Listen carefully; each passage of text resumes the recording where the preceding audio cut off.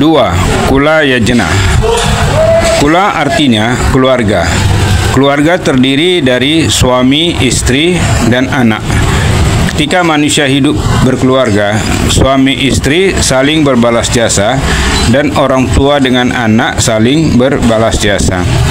Ada dua macam bahasan pada kula yajna, yaitu Barya Pati Yajna dan Reka Yajna. Barya Pati Yajna terdiri dari 3 kata bahasa Sanskerta, yaitu Barya, Pati, dan Yajna. Barya artinya istri, Pati artinya suami, Yajna artinya balas jasa. Jadi Barya Pati Yajna artinya suami istri saling berbalas jasa. Reka Yajna terdiri dari 2 kata bahasa Sanskerta, yaitu kata Reka dan Yajna. Reka artinya orang tua, Yajna artinya balas jasa. Jadi Reka Yajna artinya orang tua membalas jasa kepada anak. 2b. Bahasan mengenai Reka Yajna. Karena banyak resi yang berdatangan ke kelompok orang yang hidup rimba dengan mendirikan ashram dan menerima murid-murid untuk mengajarkan ajaran tatwa, susila, dan yajna di masa silam sekali.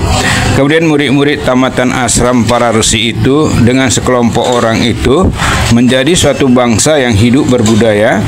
Maka dari semenjak itu bangsa paham dengan jasa, yaitu menerima jasa dan membalas jasa. Orang tua yang telah memahami ajaran manusia yajna ini, maka orang tua dengan sendirinya menyebabkan balas jasa kepada anak. 2b. Jasa-jasa anak kepada orang tua. Dengan kehadiran anak dalam keluarga, maka orang tua dapat merasakan bahwa 1. Anak adalah kebahagiaan hati orang tua, tempat mencurahkan perasaan hati dan hiburan ketika anak dalam masa kanak-kanak. 2. Anak adalah teman orang tua. Dengan demikian orang tua tidak kesepian. Orang tua mempunyai teman bercanda, ngobrol, tukar pendapat, bantuan kerja, dan lain sebagainya. 3. Anak adalah pengawal orang tua. Dengan demikian orang tua akan merasa malu berbuat amoral karena seolah-olah mereka diingatkan atau diawasi oleh anak-anak akan perbuatannya. 4. Anak lelaki memproduksi 2 jenis sel kelamin untuk roh bersemayam di testis dan untuk mendapat jenis kelamin yang sesuai dengan karma wasananya. Anak perempuan memproduksi sel badan untuk roh berbadan setula. Dengan demikian, orang tua dapat berinkarnasi melalui anak atau cucu cicitnya untuk menikmati pahala-pahala dan menebus dosa-dosanya yang tersimpan pada jiwanya dari karma kelahiran terdahulu. 5. Anak adalah tumpuan harapan orang tua di masa tua ketika orang tua dalam keadaan tidak mampu, seperti tidak mampu mencari nafkah lagi, sakit, atau tidak bertenaga. 6.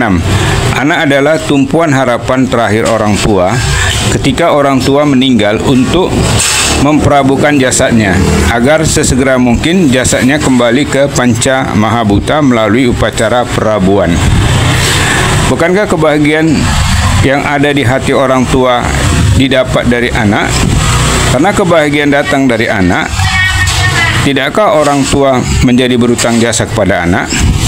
Mengingat begitu besar jasa kebahagiaan yang diperoleh orang tua dari anak ketika anak masih kecil, remaja, dewasa, dan akan diterima oleh orang tua dari anak di masa ketidakmampuan orang tua, di masa kematian orang tua, dan di masa reinkarnasinya nanti, maka orang tua dengan sendirinya menjadi berutang jasa kepada anaknya.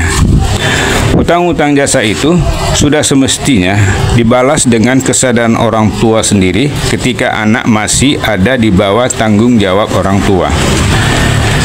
Agar hutang jasa yang diterima oleh orang tua dari anak tidak menyebabkan penderitaan hidup semasa hidup, menyebabkan perintang Atman menuju ke persatuan dengan Brahman, dan tidak menyebabkan penderitaan hidup ketika jiwa lahir kembali ke Maya pada ini, maka orang tua mestilah dengan kesadaran sendiri membalas semua jasa-jasa anaknya ketika anaknya masih di bawah asuhan orang tuanya sendiri.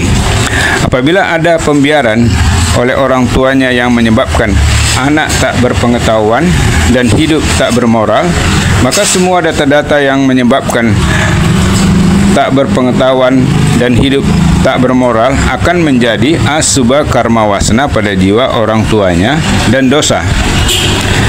Siklus anak yang menjadi tanggung jawab orang tua dimulai dari anak berada dalam kandungan ibu, dilahirkan, semasa bayi, semasa kanak-kanak, semasa remaja, semasa dewasa, hingga dikawinkan. Apabila semua anak sudah dikawinkan, maka selesailah hutang jasa orang tua kepada anaknya. Kemudian timbul hutang jasa anak kepada orang tuanya. Para Rsi dalam kitab sastranya menerangkan bahwa orang tua mestilah dengan kesadarannya sendiri mencari nafkah dan dengan hasil nafkahnya sendiri menjadikan anaknya suputram.